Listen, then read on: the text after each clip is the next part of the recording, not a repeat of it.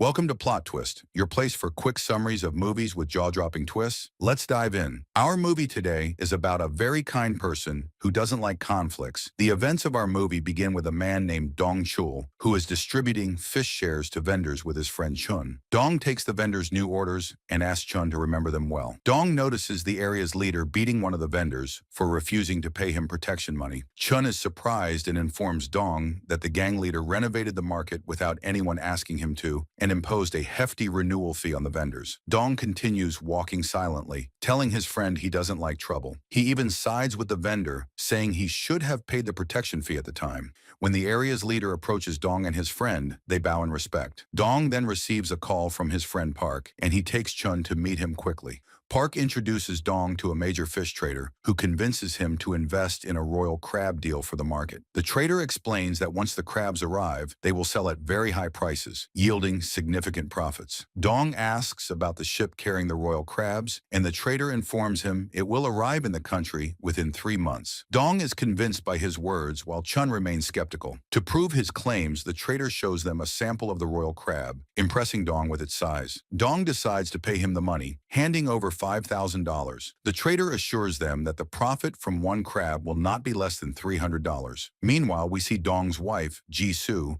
working as a nurse at a dermatology clinic. After finishing her shift, she heads to another job, working as a waitress at a restaurant. She does all this just to ensure they can live without problems. At night, Dong picks her up, and on their way home, he tries to talk to her about his new deal with the crab trader. Initially, he attempts to discuss opening a new project, but Jisoo gets upset upon hearing this, reminding him of the projects he got involved in with his friends, which only led to him being scammed and losing his friends. Dong fears her reaction to his new project, so he decides to hide it from her. He takes a loan from the bank and pays the crab trader. At the same time, we see a dangerous gang leader named Kai Tai attacking an old man in his home. He beats him severely for not paying his debts. Kai orders his men to pour soap on the floor and make the old man fall in the bathtub to make it look like a suicide and claim the insurance money. The old man pleads for mercy, but Kai picks up a brick to hit him. However, the brick accidentally falls on one of his men's heads. Furious, Kai attacks his own man and beats him. At this point, the old man's daughter enters the scene, and Kai is immediately captivated by her. He decides to kidnap her, forcing her father to stay silent to settle his debts. While Kai and his men are on their way with the girl tied up and unconscious, they accidentally collide with Dong's car. When Dong steps out of his car, he approaches the driver and asks him to accompany him to file a report at the police station. The driver refuses and throws a large amount of money at him to take and leave. He also gives Dong the insurance company card he works for, asking him to sort out the matter with them. Jisoo, witnessing the situation, gets angry and confronts the driver. Ki notices her and, as usual, is captivated by her. Dong tries to prevent her from causing trouble, but she continues arguing with the driver and shouting. Kai then steps out of his car, attacks his own driver, and forces him to apologize to Jisoo and Dong. Jisoo is compelled to remain silent, and they leave. 3 months later, Dong is furious and visits the gang leader responsible for the driver. He demands his money back, but the gang leader informs him that the money isn't ready. When Dong insists on getting his money, the gang leader reluctantly pays him part of it. Dong then meets Chun, who reminds him that 3 months have passed and the ship hasn't arrived yet. Chun urges him to contact Park or the crab trader. At that moment, Dong receives a call from Park, informing him that the ship was seized after mistakenly entering Chinese waters. Park reassures him that the matter is being handled diplomatically. Dong is shocked by what he hears, but unfortunately, he has no other solution. Chun gets angry at Dong for his weakness and naivety. Meanwhile, Jisoo receives a call from the bank. When she goes to meet her lawyer, she is shocked to learn that Dong took out a large loan and is unable to repay it, putting their house at risk of being seized by the bank. Jisoo asks her lawyer for a way out of the problem, and the lawyer informs her that there's only one solution. Jisoo is stunned by the lawyer's suggestion and leaves, unable to think clearly. Later, she receives a message from Dong inviting her to dinner. She reluctantly agrees to go. However, we notice someone following her in a car from a distance. At night, Dong is waiting for Jisoo at the restaurant. We learn that he has prepared a surprise for her birthday. He presents her with the royal crab and asks her to stay seated while he serves her. Jisoo then asks Dong for a divorce, explaining that this is the only solution the lawyer suggested to avoid losing their house. Dong is shocked by her words and refuses the idea of divorce. He tries to convince her that he will solve the problem once the ship arrives in China. Here, Jisoo learns about the Royal Crab Project, and she gets very upset, so Dong-ju calms her down and quickly goes to prepare her birthday cake. When he returns, he finds that she has left the restaurant and returned. At home, Dong-ju tries to call her and apologize a lot, but she refuses to answer him and sends him a message letting him know that she is on her way home. When she arrives home, she starts thinking to herself and realizes that Dong-ju really loves her, so she blames him for her behavior and realizes that she is waiting for him to talk. At that time, Dong-ju takes the food and leaves the restaurant, and at that moment, Jisoo finds someone trying to force the door open on her. When he doesn't know how, he breaks the door. She quickly runs to the phone and tries to call Dong-ju. Here we learn that this person is Kai. We also learn that he stops two of his men in the middle of the road, pretending that their cars have broken down until he actually kidnaps Jisoo. After beating her and knocking her unconscious, he kidnaps her and runs away. At that moment, he calls his men to get out of the way, but Dong-ju's eye meets one of them. Dong-ju takes advantage of the reason for their stopping in the middle of the road.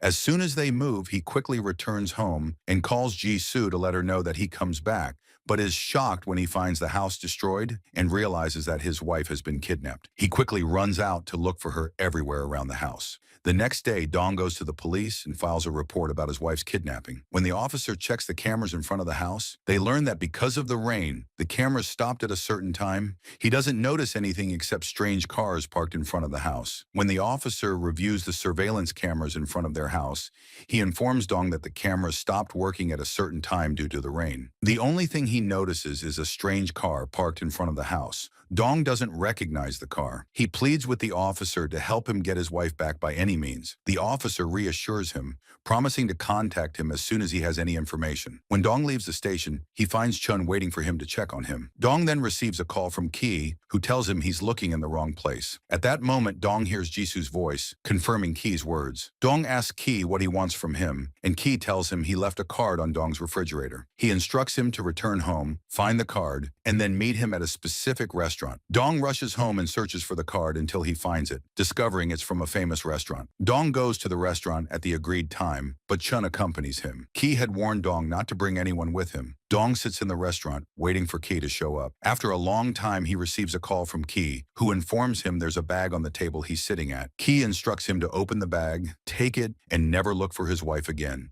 advising him to forget her forever. Here, Dongi is shocked by what he hears, especially when he finds out that he knows he sells fish and has bank loans, and even his house is under mortgage. He begins a new life. At that time, Dongi leaves the restaurant, looks around, and remembers that the car in front of him contains the person who kidnapped his wife. He quickly chases it and drives after it until they stop him. There, they find an ordinary person with his wife and daughter. Dong apologizes to him, takes Chun, and goes to the police station. When the officer learns about the bag of money, he calls his colleague, Detective Kang. As soon as Kang learns that he received money from the kidnapper, he suspects that Dong sold his wife for the money, but Dongi assures him that he didn't do that and begins explaining everything that happened from the beginning. Kang understands that as soon as the money was received from the kidnapper, the case turned into a human trafficking investigation. Kang realizes that Dongi took the money to lift fingerprints off it, which might lead to the kidnapper. Dongi agrees and hands them the money, upsetting Chun with his actions. The next day, Dong returns home and searches the street for a clue that might lead him to his wife. He recalls the cameras installed in cars. He goes back to the station again and catches the officer's attention.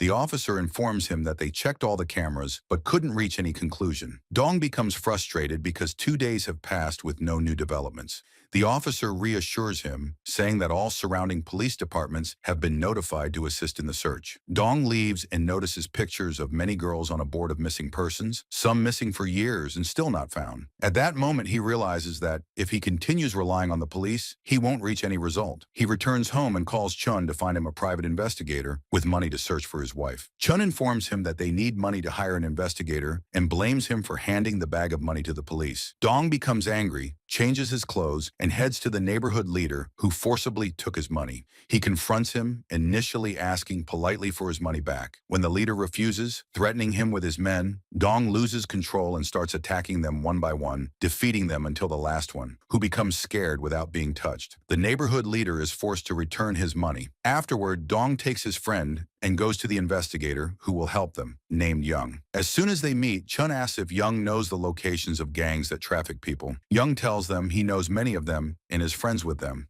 When Dong asks about their whereabouts, Young asks them to wait while he changes his clothes. He returns and suggests that maybe Dong's wife sent him the money to ask for a divorce. Chun gets angry at him, insisting that they are sure it's a kidnapping. Donggi becomes upset by his words and wants to leave, but Chun calms him down, explaining that Young is better than police investigators, and they must endure him. Chun takes the money and approaches Hyung, giving it to him while pleading for him to bring back Jisoo quickly. At that moment comes a surprise when Chun offers Hyung a 5% share in his project and promises to send him profits every month if he can bring back Jisoo. Hyung is surprised by Chun's sacrifice to find his friend's wife and agrees to help them search for her. Hyung begins reviewing the cameras outside the restaurant and house carefully. He manages to identify the license plate number of the car the kidnapper boarded. The next day, Hyung disguises himself as a police officer and goes to the traffic department to check car records. He succeeds in finding the car's number and learns the address of its owner. He quickly informs Dong, and they head to the address. When they arrive, they observe the house from afar, but Dong loses patience and decides to enter. As soon as he confronts the car owner, he finds him consuming large quantities of drugs and alcohol.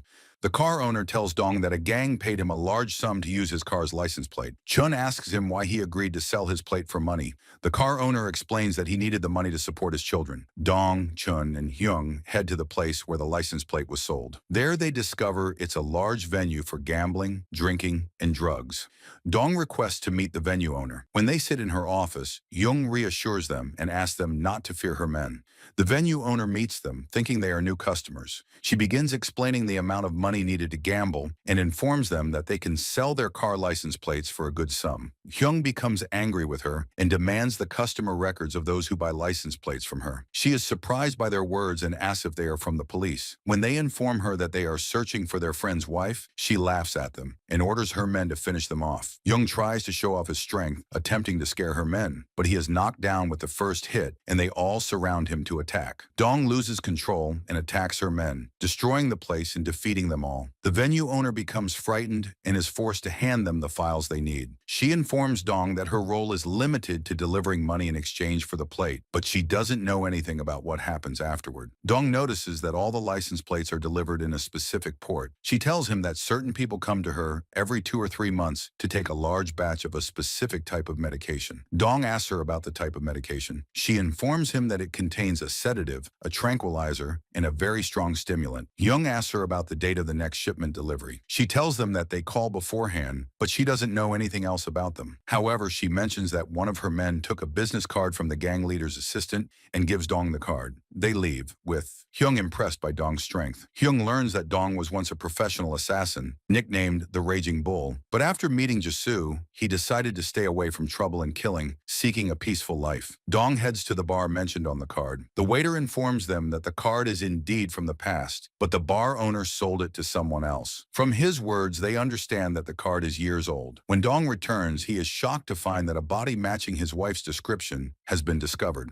He asks the officer to see a picture of the body. When Dong holds the picture, he feels his soul leaving him. But upon closer inspection, he realizes it's not his wife and breathes a sigh of relief. Through the officer's conversation with the investigator, they learn that the body belongs to a woman who went missing 2 years ago. Dong decides to follow the trail of this woman's body, hoping it might lead him to his wife. The next day, he meets Hyung and Chun. Hyung manages to gather all the information about the woman. Dong visits her workplace and tells her colleagues that his wife was kidnapped some time ago. The one who was killed tells him what happened to them. A woman was sick and remained in a coma for a long time. During that time, her story was broadcast in the media and news, and the husband who cared for his wife during her illness became well known.